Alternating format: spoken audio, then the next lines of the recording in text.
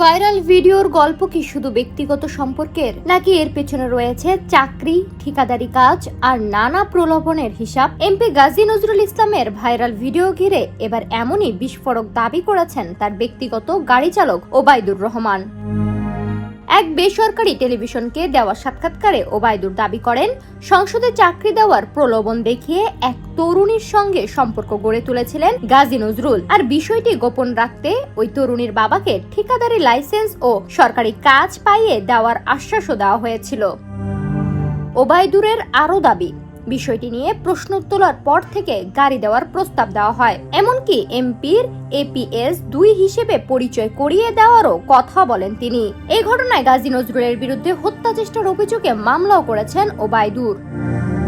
তবে গাজী নজরুলের বক্তব্য ভিন্ন। ভাইরাল ভিডিওতে থাকা তরুণীকে নিজের দ্বিতীয় স্ত্রী দাবি করেছেন তিনি। অন্যদিকে ওই তরুণীও জানিয়েছেন দুই পরিবারের সম্মতিতেই তাদের বিয়ে হয়েছে। তার অভিযোগ, পরিকল্পিতভাবে তাদের ব্যক্তিগত ভিডিও ছড়িয়ে দেওয়া হয়েছে।